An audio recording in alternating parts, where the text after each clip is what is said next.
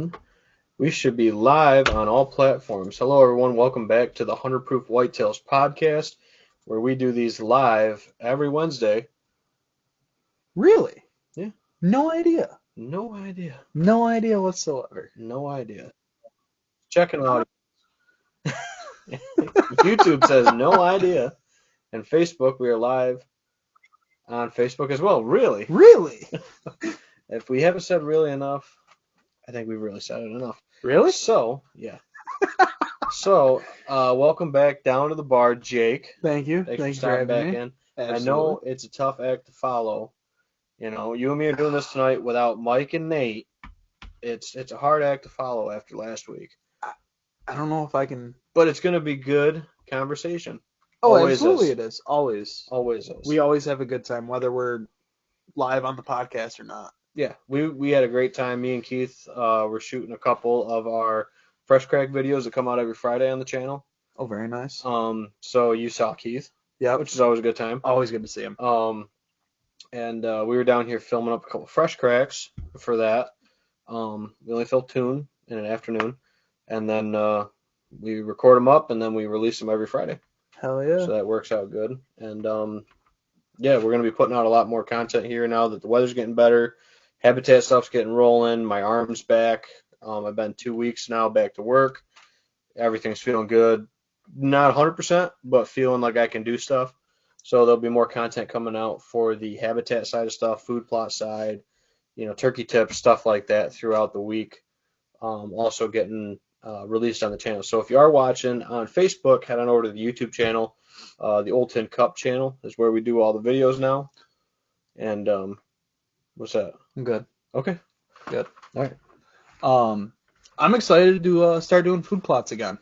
Yeah. I know last spring I was working a lot and I didn't get to help out as much, but now that I've gotten some things straightened up, taken care of, definitely shortened my availability at the part-time job. Just I can't keep doing 75-hour work weeks. Right. So no, it's something that we got a lot of different stuff going on this year. A lot of our stuff's going to go back into corn.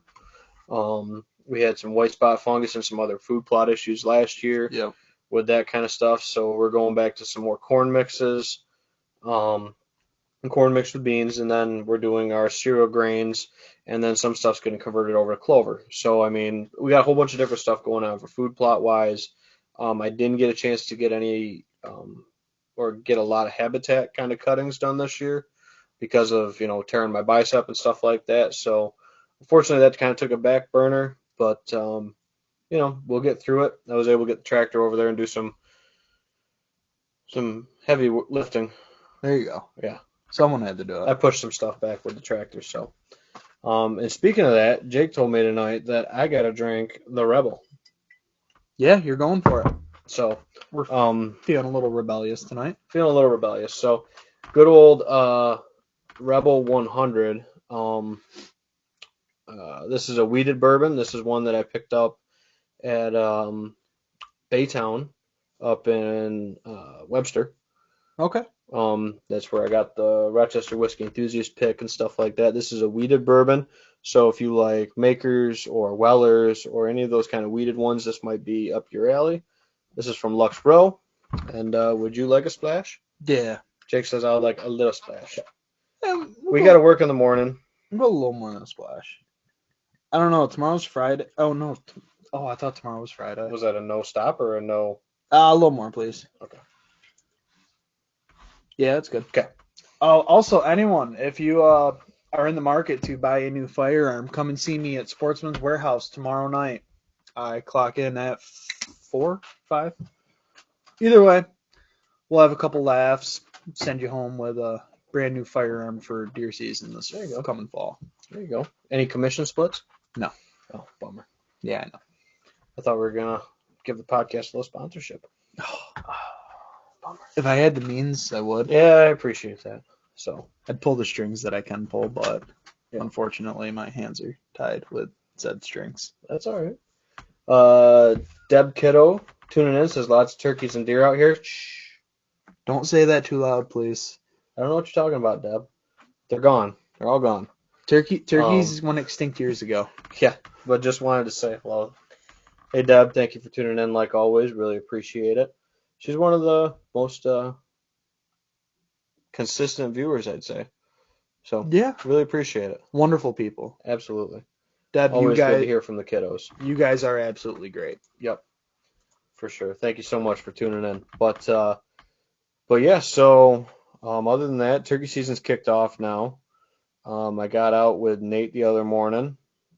Had some late morning gobblers on opening day, and Very nice. just couldn't seal a deal right off. But the birds were actually working pretty good. But this weekend looks like a great time to get out there in the turkey woods. This low pressure's moving out. Goblins should be picking back up.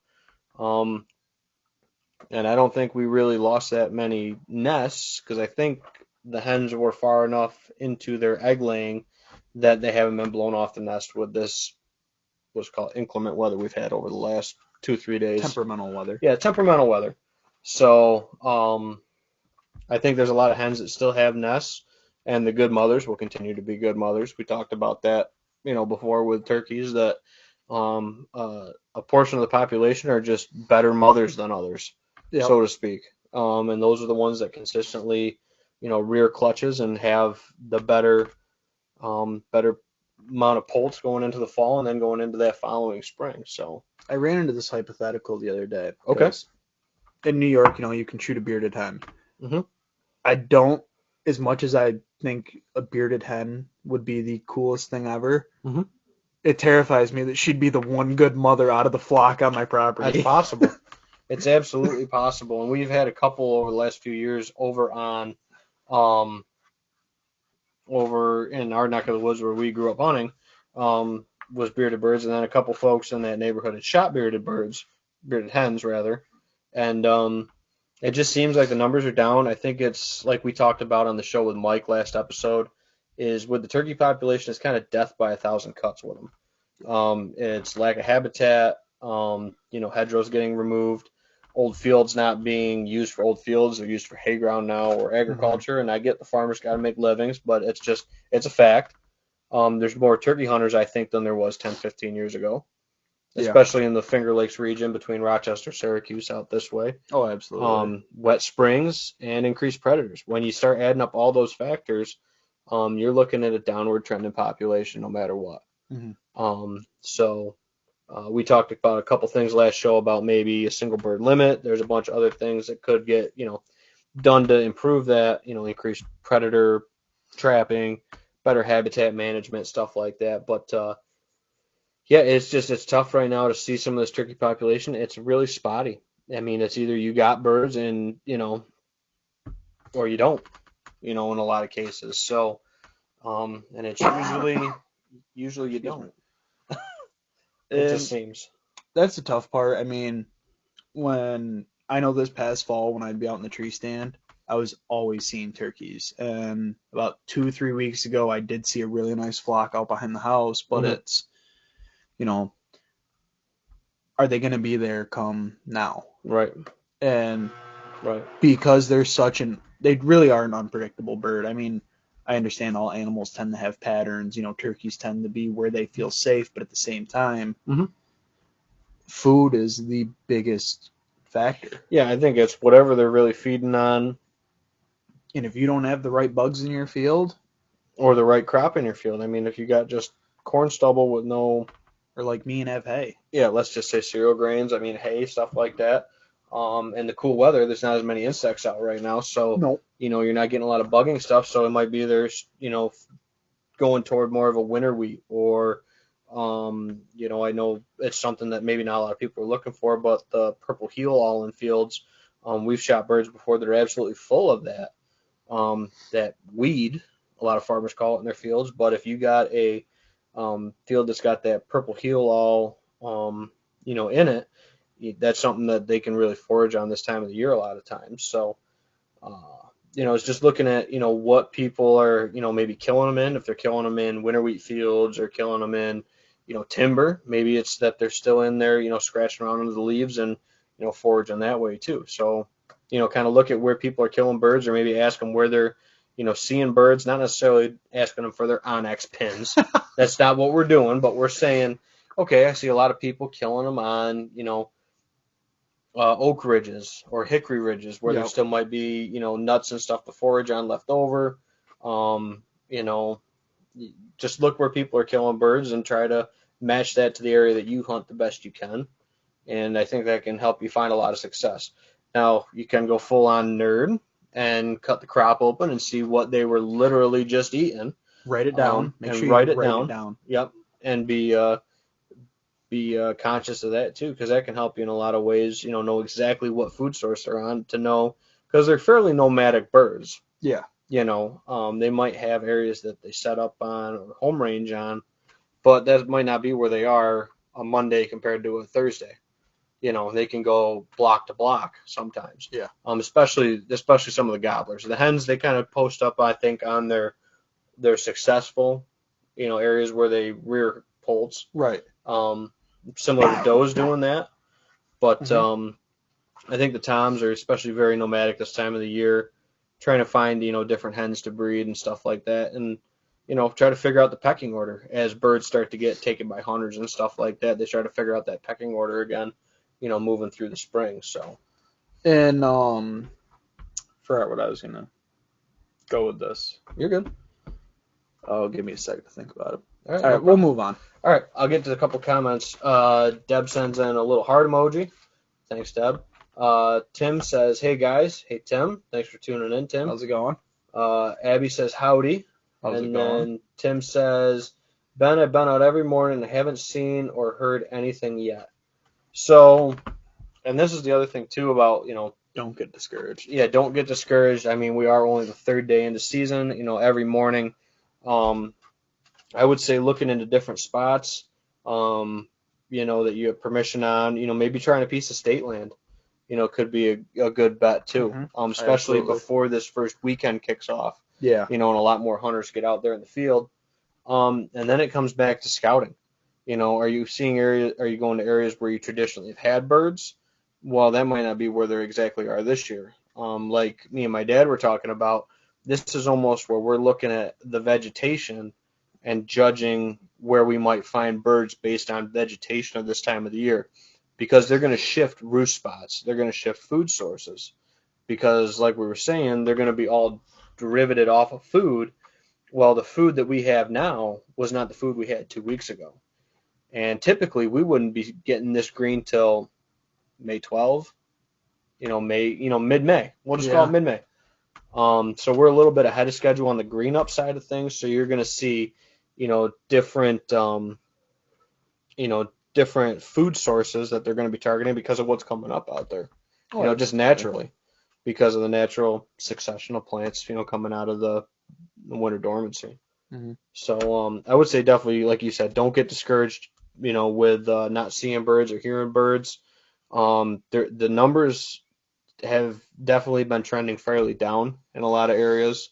So, and it might be thinking out of the box, might be taking a road trip to some state land or something like that. Take a long weekend with a buddy. I got a few spots. Yep, and try to go find some birds.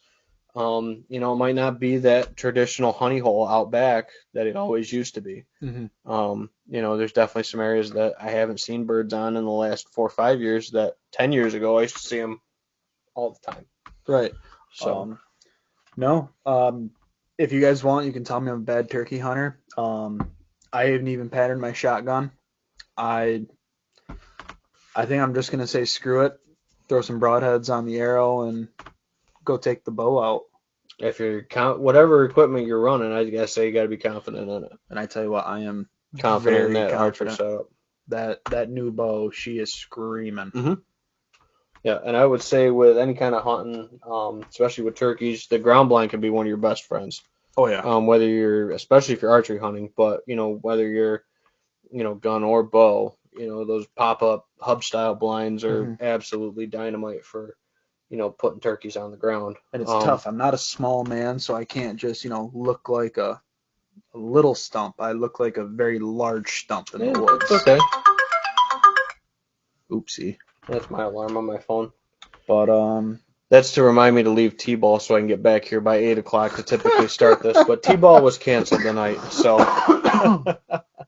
Well, so let's talk about this Rebel. the Rebel.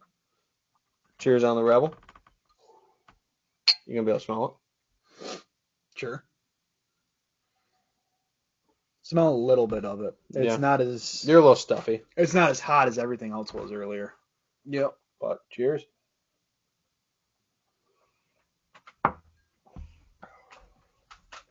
That's really good.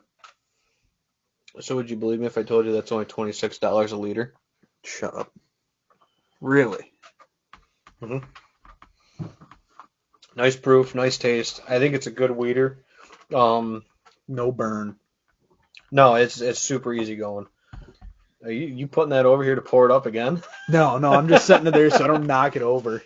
No, but it's a good one. And if you like that wheated whiskey kind of flavor, and you can't find Weller's, and maybe Makers isn't quite your thing, but you want to try a wheat whiskey, but you like the Weller's, I think this is more in line with Weller's than it is with a Makers for like the whiskey side of it.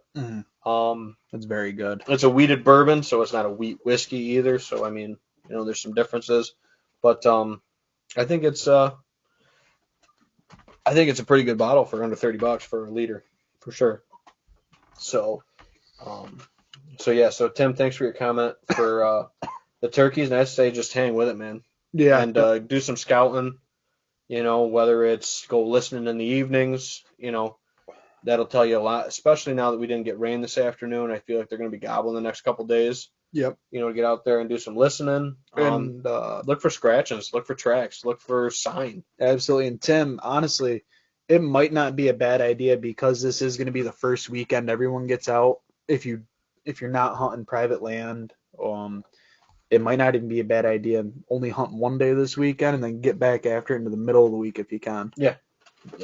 Because these birds are probably going to get, part of my language, but piss pounded this weekend. Yeah, I think so too. Especially with the season and landing on a Monday. I think they. I mean, we only heard one shot. Me and Nate did opening morning. I know my boss shot one opening morning. Yeah, but I know we only heard one shot from where we were set up. Mm-hmm. In multiple spots around. And obviously, you would say like that first hour, you're typically going to have most of your shots, Mm-hmm. quote unquote, with people that are successful, knowing where they are, killing them off the roost.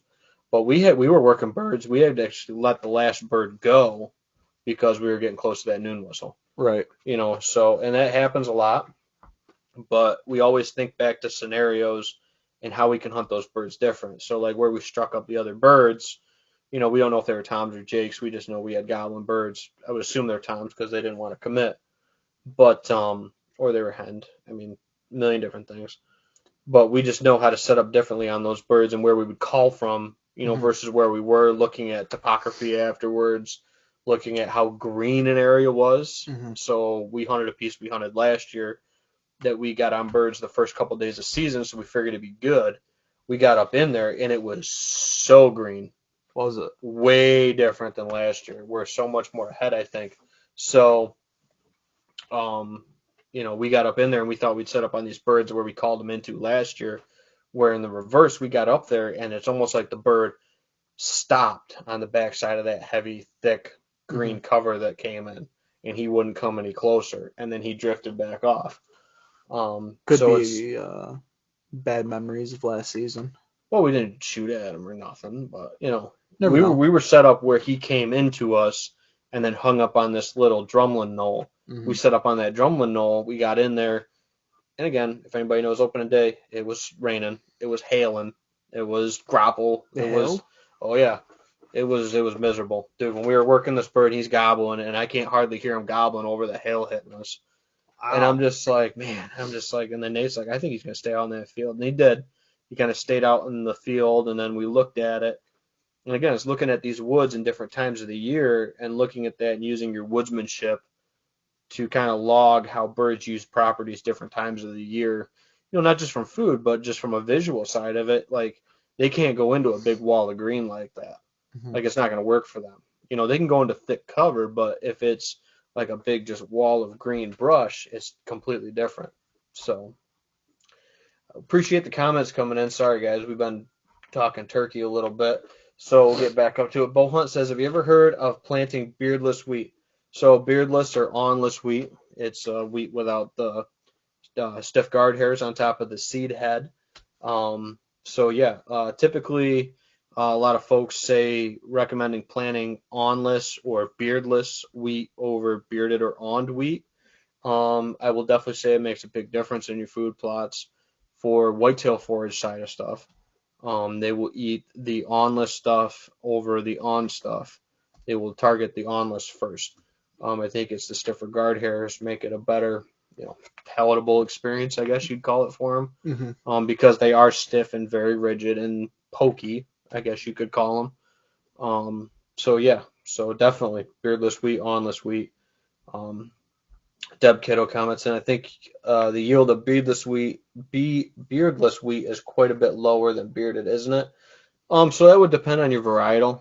Different varietals have different head sizes, have different disease tolerances, um, have different, maturity dates. There's a whole bunch of different factors. There's dozens of different kinds of varieties of wheat.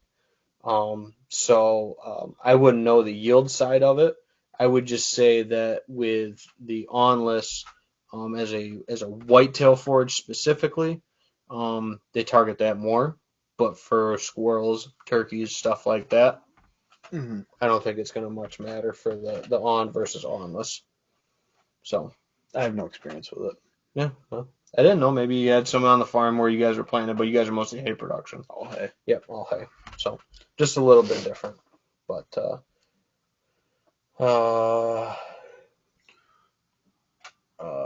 so Bo says, Steve says, sorry Steve, I missed your comment there. Says yo, and then Bo says, not sure. I was told that deer eat the beardless wheat and not wheat that has cat whiskers sticking out from it.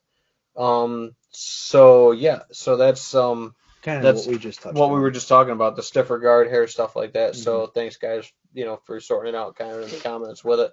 But yeah, so with the on versus onless, I think if you can get the onless variety, you're not going to pay much of a difference, if any. You just got to state the varietal that you're looking for when you go to Seedway or your local seed supplier to buy your wheat. There shouldn't be much of a difference. Most of my wheat I get from a local farmer, and that's just batch binned over at Danny Thorne's. So sometimes I'll end up with it, like a bag will be on or a bag will be onless, or it'll be a mixed bag of the two. And I won't know that until green up and then going into like June, July, right, when that wheat's maturing, and you can see if it's got an on head or an onless head on it. And that makes our management decision based on what we're going to do going into that next planting season. If it's onless, typically we'll let it stand and it's not too weedy. We'll let it stand and mature out and let the deer clean it out, and it'll be a bunch of it'll be like you took a bale of straw and just stuck all the individual straw stems out in the field, because the deer eat every single head off of that onless wheat. Whereas you'll go into an on field and they won't hardly have touched it. And people will be like, well, the deer aren't eating my wheat. Or are they eating it because it's on or not on? Or not on. You know what I mean? So you got to look at those different things with your on versus onless varietals, with your crops that you're planting, kind of like wheat. Rye, and this may be why they don't target as much of the rye seed heads. Rye are typically always on. I don't know if there's an onless variety of rye or not, but I don't think I've seen one. They all got the stiff hairs. The orientation's a little bit more flattened. It's not as rounded like a tube of wheat seeds. I don't know. It's maybe that's why they don't like the rye seed heads over like a wheat seed head. I don't know. I'm not a deer. I can't ask them. Sorry, guys. But yeah, I definitely would say I've seen more browse pressure on the onless or the beardless than the bearded or on wheat. So I hope that answers your question, Bo. And it's definitely a good comment and a good topic, going into this time of the year to what to look for. So, but yeah, so what else we got going on? So this is our first week. It started May 1 for our summer archery league at Heritage. We talked about this last week with Mike. I've been shooting. I've been shooting about 10 arrows or so a day when it hasn't been raining. So I think I can get through a full round over there.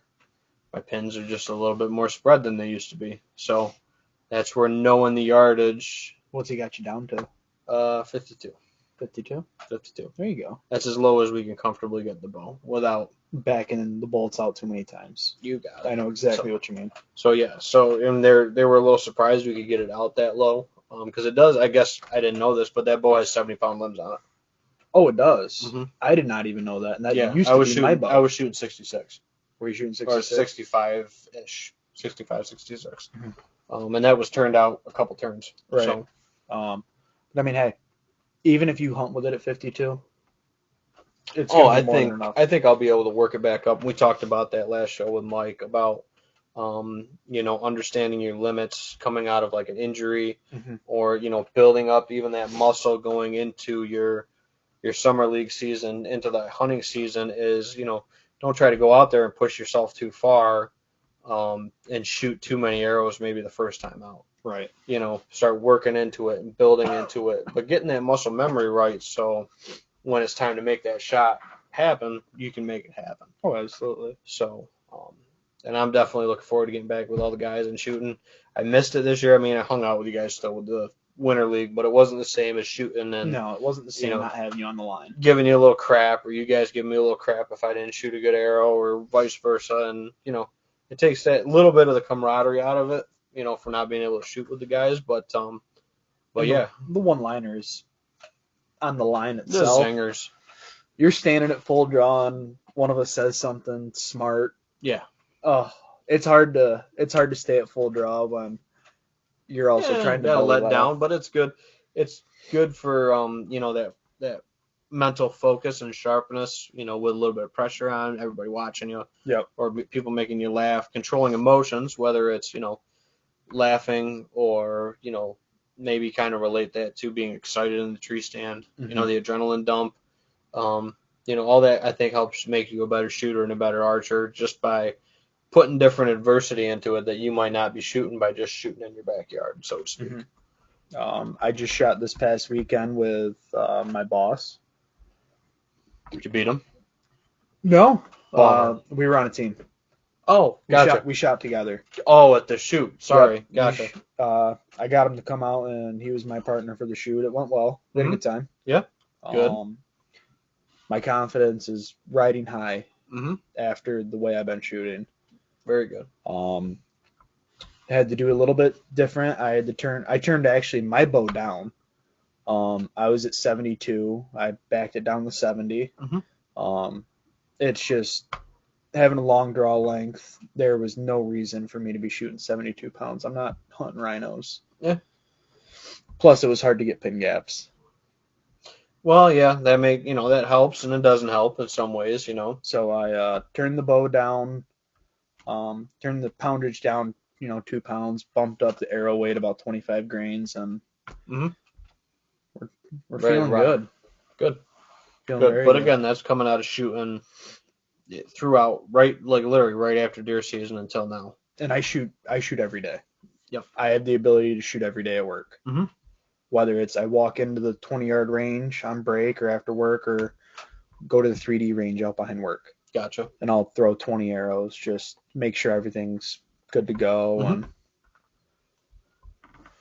But it's funny that they're talking about the beardless and the bearded wheat, and we picked a wheated bourbon to drink tonight. I think it's just kind of funny, because typically the dominant grain other than corn is rye.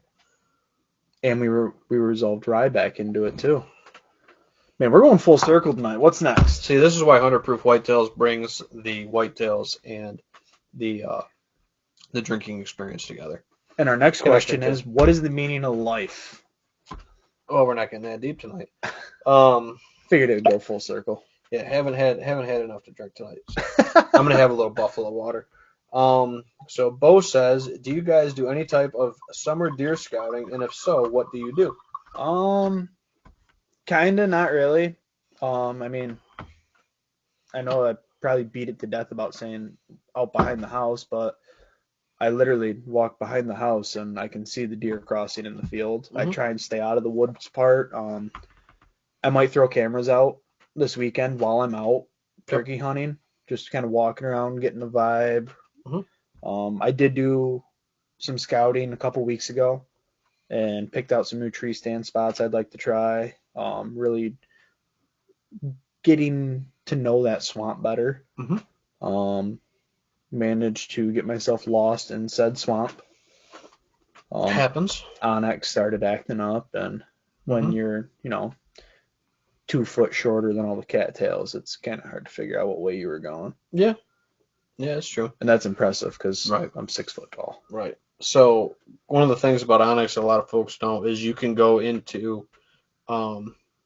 you can go into offline mode, Hmm. and save the map of the place you're going into before you go out in the woods specifically. So I do this a lot on client pieces that I'm out working on and stuff like that, especially where I don't have good cell service. And what that'll do is actually save your map, but your phone, just because it doesn't have enough data and information to load like the topography and the aerial imagery, it will still be able to ping you off the satellite. Hmm. So it will lay you real time onto the map that you've already downloaded as an offline map. Oh, very nice. So Um, just a little e-scouting tip going into ground truth and a piece of state land or back in some of these remote swamps or something like that that you're hunting. You can save the map ahead of time and then hit your location button and still be good. mhm. I'm kind of thinking about picking up a spotting scope Hmm. just to so I don't have to go sit on the edge of the field. I mean, granted, if I really wanted to, I could just go stand in the cow pasture. Hang on the back window. Yeah, Yep. or just drive the truck down the drive a little bit, Hmm. and Put it on the window mount and I could even just jump up on the yeah. bed and do that. Hmm. It'd just be nice to get a really good close look of everything, Yep. just to know, who, if not what, survived, what everything's going to be shaping up to be, and stuff like that. Um, Other than that, that's really all the real summer scouting I do. I don't know, I take a lot into, you know, the back pocket of what trail cameras are saying, Hmm. but at the same time, when it comes to that, what a deer is doing September 1st doesn't bother me. I want to know what that deer is doing October 20th. Hmm. No, absolutely, that's fair. That's when it comes back to, your 1 year rule. Hmm. Um, I have a folder written down of every deer, where they were, what time they were. Um, Need a whiteboard. yeah, I don't know where I'm gonna put a whiteboard in my house though, so I just keep it on my phone. The whole south wall. That's a terrible idea. Just an idea. Just an idea. I might just write it on the mirror in the bathroom. Yeah, there you go. PJ's trying to brush her teeth and she's trying to look around what deer's supposed to be where today. That's a good way I to get could myself. picture it now. I'd get myself in trouble doing Yeah, that. well, there's worse things you could be writing on the mirror. That is true. So with the summer scout and stuff, like I said, I'll just kind of echo Jake on that a little bit. Um, a lot of it is, like we said, using previous year's data to hunt the deer this coming fall, Hmm. or hunting deer on similar patterns to what they were doing. Hunting off specific doe groups is what I kind of target specifically in the rut time of that year. But looking at nuanced shifts, especially by specific bucks year to year, and it doesn't have to be chasing 4-year-old, 5-year-old bucks. It could be you start looking at them at 2 years old, and you can really start tracking patterns with some of these deer, year to year with how they start shifting into a property. Now, the one thing I will say with that, variations of crops. Hmm. If you have, corn beans, it might be different because you might have beans being more of a summer attractant than corn being an early fall attractant. So you might have some shift there, um, or if your food plots are kind of constantly changing. But if you have a constant fall food source, good bedding quality cover on your property, you can start to look at some of these predictable factors like deer moving in at specific times of the year. And sometimes I've put that right down to a day. Sometimes it's a bundle of days, Right. looking at the data and talking about specific areas of a property too, like the north end, the south end, the east side, west side, with specific deer and targeting them that way. So And then other than that, for summer scouting, trail cameras help me a lot. Like Jake said, I'm going to echo a lot of what he said. What deer survived, maybe what deer are starting to show back up, what they're starting to look like. Right around, I would say mid-July, you can get a real good figure on what they're going to be based on their frame that they got. If they're an easily identifiable buck from last year, or if it's something that you want to start really paying attention to, you're going to really get a good feel for that probably mid-July, Right. Mid to early July. Which is why for right now, my suggestion, just worry about turkey hunting, shooting your bow, spending time with the family. I want to Yeah, get deep into deer scouting right now. yeah, getting your food plots right, for planting, getting Right. your weeds controlled, whatever stuff like that, soil tests done. There's a lot of good stuff you can be doing right now.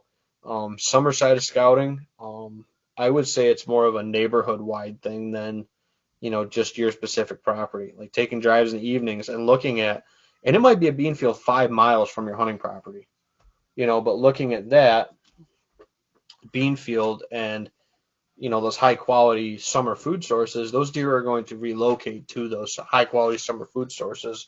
So that's what I do a lot of scouting on: alfalfa fields, soybean fields, even some hay fields and stuff like that. If that's the best agricultural game in town in the summer, that's where I'd be looking for, my summer scouting for my bucks. Right. The thing is too is like, because of right now, I would be more focused, like you said, getting everything ready for food plots, and when July comes, then start worrying about your real scouting. Other than that, I want to get too much into it. Yeah. But and start shooting your bow now. Yeah. Because you're going to be better off shooting it now than starting to shoot it in July. Yeah.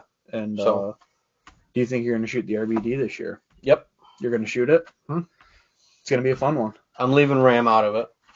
Turkey season. Yeah. Well, turkey season and just letting my arm build back up, and maybe I can add a couple more pounds before then too. Because that is a lot of shots, and it's rough terrain because we are climbing that mountain, and it's always a pain in the ass. But I don't know. I'm excited for the RBD this year. I did go and shoot one of the ASAs. I shot it in Avon. Avon Bowman over there. That didn't go as well. Thankfully, the following week, I put more time in with the bow. Yep. Things really turned around and got a lot better. Good. But I don't know. I'm looking for. Are we gonna shoot this week at Heritage? Coming week? That's the plan. We'll see what the weather does. I know it's supposed to look better this weekend going into next week, so I'm hoping so. We'll see if we can get back on shooting Tuesdays. I was gonna say Tuesdays are my day. I got T-ball Mondays and Wednesdays. I'm good for Tuesdays. Because like you have stuff going on Monday, Wednesday. I work Wednesday, Thursday night, so I'd like to go with Tuesdays just because it keeps the consistency. It gives me something to look forward to in the beginning of the week, because Wednesday's hump day.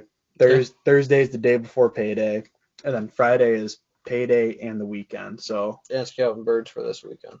And scouting birds. But other than that, when you think about it that way and lay your week out, it really helps everything go by a lot faster. Yeah, absolutely. And it's absolutely gonna be and it's busy. Like the month of May, I take off from the consulting, the being crazy. February, March, April for me. I like the time to be able to just kick back, chase some birds and be stressed, but be stressed in a different way.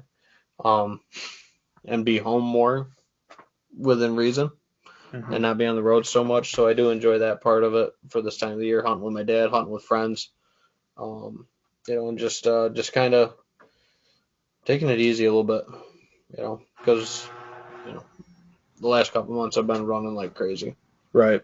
So absolutely, Evan. We all need that break too. It's hunting. Even though turkeys might not be best for my mental well-being at times, it's fun. It's still fun. We know my opinion on turkeys. I love to eat them, but turkeys are stupid. Turkeys are stupid. That's a Jake quote at its best. Like I've had some good moments. We'll be sitting there and it's just like, turkeys are so damn stupid. And the other time it's like, hey, what's Rope thinking? Yeah. I love thinking, like, I wonder what Rope is doing. But then at the same time, when I'm out in the woods and it's snowing, chasing turkeys, because May decides, start snowing, it's like, Why? Yeah. Why are we doing this? Yeah. It's spring in New York, man. What we do for fried turkey nuggets. What we do for turkey nuggets and pulled turkey legs. I had turkey nuggets on Easter. Hmm. Excuse me. My brother-in-law made up some turkey nuggets, and they were phenomenal. They were very good. I was very impressed with them. Money, money. So, who do we got viewing? Can we see that? I don't know if I can see the views real time or not. Let me see. Um, Bo Summer Scouting. Just want to tie up with the comments. Deb says, "Don't want to lead, but have to feed the livestock." It was good to see you. Have a good night and successful season, guys. Good to see you both. That was 10 minutes ago. We've been jabbering away. I read that. So, do you guys develop any mock scrapes during May, June, July, and August? So, I actually just listened to a podcast on this. Bo, I don't know if you listen to a lot of podcasts, but if you check out it's called the Fall Podcast. They just had a gentleman of the name by Troy Pottinger on. Okay. I don't know if I've ever heard of one, but yeah, okay. Troy does a lot of work with Buck Fever Synthetics out of Idaho. Okay. Gotcha. I don't think Buck Fever's out of Idaho, but I know he does a lot of work with them. Fever's from New York, buddy. Exactly my point. But I know Troy. You mean Troy Kilborn? No, Troy Pottinger. Okay. He spent the entire podcast really talking about how he breaks down scrapes, how he makes them and sets them up, and that was really interesting. I think you'd like that one. Yeah.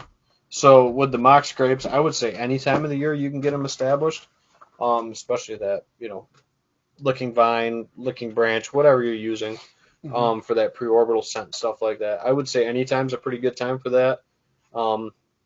Again, trying to use it as like a magic bullet to pull deer away from what they would naturally want to move. It's not like it's that much of an attraction where it's going to necessarily pull them off of a deer trail, be like, I gotta go check the scrape. It's more of making that deer trail or that corridor you're creating flow with the movement they naturally want to do, and that scrape just enhances that movement or encourages more movement through that trail or through that corridor or whatever, or by your stand location. So for your mock scrapes, typically when I'm getting cameras out in July, that's when I'm kind of setting my mocks, or maybe it's June, depends on the year and the weather and what else I got going on. But typically when I'm starting to get those cameras out there, to look at, what bucks might be showing back up and what bucks I can identify based on their antler characteristics are starting to develop. That's when I'm getting them out there, and I'm getting my mocks out there and shifting them off of the turkey spots and into more of the summer going into maybe fall areas. Depends on, again, a lot of things, food sources, and what I'm trying to do with that camera. Trying to think. I mean, a lot of my mock scrapes that I run, a lot of it, honestly, the two scrapes that I spent a lot of time sitting over this year weren't mock scrapes. I had made a mock scrape, and my one target buck decided he didn't like it. So he made two within 10 yards of that one, and he made it very well known he did not like mine. Yep. But hey, he came right by two pre-hung stands, and it's just the days he was there, I was stuck, getting everyone their bows. Yeah. And then that's the other thing too that I would talk about. If you have like a cluster of scrapes in that section or that location, in that same movement, get rid of those natural scrapes. Get rid of those other competing scrapes in that area. Typically, like I tell people, let's just say a food plot, for example, I would have one, maybe two scrapes on that food plot. I don't want my food plot to be lined with scrapes.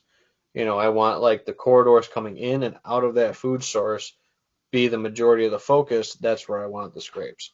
That's where I want that extra attraction, is in those spots, so I can, maximize and, capitalize on the movement that's, adding to that location. So with the developing mock scrapes, I would say yeah, but I'd also say looking at areas where there's traditional scrapes and seeing if it's a spot maybe you can hunt it too. Don't overlook those signpost scrapes that you still go out there right now, and it still looks like, you can see bare ground. You can see ground that was pawed out, that literally there's not a lot of vegetation growing in it. still, or broken overhanging licking branches, or stuff like that, for example. So definitely you can do mock scrapes this time of the year. It's a good thing that you can start rolling on. Um, but I wouldn't necessarily say that you're going to see heavy ground pawing activity. You're going to see licking branch use, of the preorbital gland, and them using their nose and licking it and stuff like that. But you're not going to see a lot of aggressive, pawing or rub urinating or anything like that for the most part. Right. So, I mean, other than that, really, when it comes to scrapes in the off season, you're going to learn more off of them now than you think you would, but it's kind of hard to judge what that deer is going to be doing with that scrape, in 5 months. yeah. And like I said, it could be, all of a sudden you get there in September and it doesn't look like the ground's been worked. But if you got a camera on it, they might just be walking up to it, nudging it with their nose, checking it on their preorbital. They're doing that 365. Right. They're not going to be pawing that ground aggressively, typically until velvet shed. Sometime in September going into October. With any kind of regularity or intense ground pawing, because they don't need to. They're getting all the data that they need to know right off that licking branch. So. So yeah, I guess that ties into the summer scouting side of it too. Your camera locations are, maybe on a mock scrape or, along a travel corridor, this time of the year. But sometimes the areas that they're using right now in the spring and summer aren't going to be where they're using it in your fall time. Right, which is going into early winter patterns. Which is kind of why it's hard to decide how much value you really want to hold with summer scouting, because you're playing a double-edged sword. Right. It's either they're here now, but nothing says they're here in the fall. Yeah. And you don't want to put all your eggs in one basket and be absolutely sold. I got to be here come middle of October, because the deer could be 600 yards away on another ridge. Could be 6 miles away. Absolutely. Different block. They could be in a different county, depending on where you hunt. Yeah. Or 2 away. I mean, I don't know where the tri-corners come up, but let's not go into too much geography tonight. That requires me to think more than I probably should. Oh, sorry, PJ, I missed your comment. Thanks, exactly. That's exactly what I want to see in the mirror when I'm getting ready in the morning. Good idea. Yeah, perfect. I think we need the dry erase marker. No, I'm not doing dry erase. If I'm doing it permanent, full and permanent. I'm doing it full and permanent. Well, you got to log that data and not lose it. Yeah, exactly. It's like an autosave feature with a permanent marker. What I'm really gonna do, I'm just gonna write it on the inside of my windshield. That might be a hazard. You might get pulled over for that one. But I like where your head's going with it. I mean, because then I'm always thinking about it. Always focusing on it. Other than that, that's really all I got going on besides, I mean, all that's really good. All that's really good topics and things like that. So, and this is why our friends should be tuning into our podcast instead of talking about toilet paper rolls that, their birthday present was a toilet paper roll holder. I don't know. I think Gary, I know you're not tuning into this, but Gary, I got a lot of questions. You should be tuning into this podcast and talking about deer and archery and other things, and not what your I love Gary toilet paper roll holder looks like and sending it to us in a group chat. I love Gary, but sometimes I wonder what goes on in his head. Sometimes I do too. And the other times I don't want to know. And he also likes Jefferson's Ocean, and nobody likes Jefferson's Ocean. You might be a communist if you like Jefferson's Ocean. I don't like Jefferson's Ocean. It's literally salt water. It's something. It's like, I don't know. I'm not a huge fan of it. I've only had it once. Fair. But I have never seen the need to buy Jefferson's Ocean. There are tons better bottles that I can recommend over Jefferson's Ocean. But he's the same guy that'll sit there and just drink tequila straight, but can't drink whiskey. That's fine. I'll drink tequila straight. I don't mind drinking tequila and other stuff. But it's not like I have a whole section over there on other stuff. No, but he sips it. He doesn't shoot it. I didn't say shoot it. I mean, that's generally the only way to do tequila in my book. You just gotta drink good tequila. Yeah, you just can't have like cheap crap. Don't drink well tequila, friends. Yeah, absolutely. What else has been going on? I don't know. I don't know. Well, we've been opening a lot of bottles. So there's a lot of new stuff that Jake might not have seen down here at the bar. But yeah, Mike came over. He was drinking on that Basil Hayden toast. Really like that one. This one, I showed you. I got this one for you because this is Jake's favorite. It's a great bottle. Jameson Black Barrel. It's a great little bottle. Irish whiskey. The Irish did get one thing right. Jameson? Yes. I guess. Dude, when I had COVID, between Nate's homemade hooch concoction and the Jameson. I got a couple bottles of that stashed down here too. Oh, you do? Yeah, I got some hooch down here. Oh Lord. There's plenty of stuff down here. Not a weeknight. I know you got to get home, buddy. Yeah, I do got to get going. Yeah. So, Always. Nate says, always pack your TP in the woods. Nature's wet wipes are good, but can't beat. Just go to old TP. Dude, I heard the blue paper towels were the best TP. I don't think I've ever used a shop towel. I've used McDonald's napkins. I've used socks. I've used sleeves of shirts. Okay, now let's circle back to the shop towels. Those are much softer, much more surface area, and much more durable. This episode of 100 Proof Whitetails is brought to you by Shop Towels. You use them? The True Blue choice for the go-to, for your number 2 in the woods. Hell yeah. So, I thought you said Blue Chew, and I was like, oh no. Bo says Troy is badass hunting in those mountains. So I think he's referencing the guy you were talking about with the he has heard of Troy, Yep. So, but yeah, so that's the cool thing with all these different platforms and podcasts and stuff like that. And I've been on a couple other people's podcasts and episodes and stuff. And yeah, it's really cool talking to other folks and people that hunt different areas and having different friends on and different guests on and stuff like that to help answer questions and get a different perspective and spin on stuff is always good. But absolutely, yeah, me and Nate, when we were turkey hunting on Monday, needed the shop towels. I was feeling like I needed the shop towels, and I reached in my turkey vest and I didn't find shop towels. So, but now you're gonna pack them the next time you go. Well, I don't want to have any of the. I've just put half a roll of toilet paper, but I cleaned out my vest after it got soaked, and I didn't find any toilet paper. So I'm like, I knew I didn't have it. Clayton, it's good to see you, Clayton. Good to hear from you, Clayton. I haven't heard from you in a very long time. I think Clayton needs to come down and be a guest on the podcast. I haven't seen him in months, dude. Dude, I think the last time I saw him was at my house. Was when the three of us were up. Back when NDA was still going on? Back when we were running NDA. I think that's the last time I saw him. Clayton, you know where I live. Sure. Bo says Troy said he can pull in bucks over a mile in mountains using my scrapes. I think he means using mock scrapes. Yeah. But I mean... I mean, pulling them in over miles, I mean, that might be a little bit of an exaggeration. I think when you're running basins and stuff like that, it depends. You're going to have predictable topography movements, and I think if you're putting that on the movement to enhance the movement, and again, like, you got to check, if you're hunting state or federal land, you got to make sure it's legal to add a mock scrape.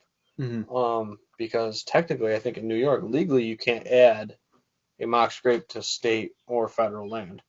And I know you can't run a camera on federal land because a lot of people got their cameras taken by game officers out in Montezuma last year because you can't run game cameras on federal land unless for educational or research purposes. I mean, technically it's research and educational. Well, you know what I mean. It's got to be like an accredited one from like university. Well, in Kansas you can't FOCC. use. In Kansas, you see that? Yeah. No cameras on public in Kansas. So I mean, we could dive into that, that whole debate and argument. But I think with the mock scrapes, pulling deer over a mile to a mock scrape, that's a long ways. It's a different, it's a little bit different in mountain country versus, mixed ag ground or even like some of the Finger Lakes region out here. But you're not pulling a miles just for a mock scrape. There's got to be other stuff that they're. You don't just put a mock in the woods and say, yep, that's it. Right. That's going to pull every deer within a quarter mile to here, or a mile to here. You still have to have the habitat. You still have to have the stand location and the access to make that spot work, and the habitat features to fall in line with it. And that can be just a little sweetener on top. So actually, that'd be a good question for an econ officer is if you can put a mock scrape um, on public land, because I know you can't like trim trails, you can't trim shooting lanes. So can you trim or cut or Scrape add the a dirt. branch? Add a branch. I mean, if you find a branch and you just happen to kick some dirt. Yeah, I mean that's a good question for an econ officer or something like that. Would be, hey, can you do a mock scrape on public land? If there is a previously hanging branch. Yeah, if it's not something that you're tying in a tree or Something breaking like off that. and hanging, yeah. Am I allowed to kick dirt around and then pour scent in it? Pour scent into it or pee in it yourself. Um, and it doesn't have to be a branch. I mean, I've seen them scrape on, bushes like honeysuckle, autumn olive, Beech trees. Beat the hell out of those bushes and stuff and those beech brush trees and stuff like that too. So don't necessarily overlook, some of those shrubby type plants for a scrape as well. Absolutely. If it works with the movement. I mean, it all comes back to the movement and the location that you're at too. Absolutely. So Nate says hunting turkeys in the hailstorm and hearing them during was pretty cool. Yeah, like I said, dude, we hit those birds late that morning, and it was the one gray cloud as we pulled into this property. There's one gray cloud right over the woodblock that we're about to go back into, and everything else is kind of blue, grayish blue skies, and it's like dark gray, almost black. And I was like, I think we're gonna get rained on. And then we're walking across the field and it starts hailing. And then we get into the woods, dude, and it's like full on grapple hail, like just pounding. And the bird's gobbling, but I don't think that he wanted to come in there with that much movement in the woods from the hail and then the wall of green. So it comes back to my previous statement. Turkeys are stupid. Turkeys are stupid. And we said that a couple times that morning. Because we're just like, he's right there. Like the one bird, dude, we literally sat there for 3 hours and listened to him gobble back and forth within probably 150 yards of us. And we're just like, and I'm like, I'm going to walk that way and keep calling and see if I can pull him through you. And like me and Nate said, if we go back to hunt that piece again, we're going to set up where we're pretty sure he was gobbling and call from there. Yeah. Instead of trying to pull him out to that inside corner of the woods, that we were in, to get down in that little cut below that drumland and see if we can get him to come down in there, or at least get him to a point where you can see the decoys. Because we don't know if he was up on the drumland or kind of down the hill in the drumland on a bench or what he was doing. So, again, we couldn't see him. But we knew he was there. He was gobbling on his own for a while. And then the only reason why he shut up is after listening for 3 hours, I threw kind of a little Hail Mary at him and ripped the gobble stick, and then he shut right up and wouldn't answer at all. So maybe he's not a dominant or an aggressive bird. No. And I spooked him off. Could have. Or he's just like, that's a guy with a freaking rubber tube. He knows. I don't want to go over there. He knows. But rope ain't dumb sometimes. No, rope is stupid. Rope is stupid. Not dumb, but stupid. Stupid. So, well, buddy, what do you think? Because I think it's a good full hour. I think it was great conversation, great questions by a lot of folks. Really appreciate everybody tuning in. I think we were averaging 8 to 10 viewers constantly with people tuning in and out. So really want to thank everyone for that. If you like this and like what we're doing, head on over to the YouTube side of stuff. Drop a comment over there to let us know what you think of the episode. Hit the like button. It helps us get this to more folks, helps more people get on and ask questions and join the conversation and really make these conversations a good time like we enjoy having them. And then if you're over there on YouTube, hit the subscribe button. So maybe you can tune in on YouTube, check it out later, share that link to your friends and family more easily than just the Facebook Live side of it. And I really appreciate everybody tuning into this. It means a lot. And if there's something you want to see talked about or have a guest on, recommend them over to us. Yeah, absolutely. We'd love to have them on down at the bar or go meet them and have them join the conversation too, dude. Because that's what it's all about, just having fun and a good time. And I'll let Jake get back home. Me and him both got to be up early for work. And maybe we'll get up and chase birds one of these mornings.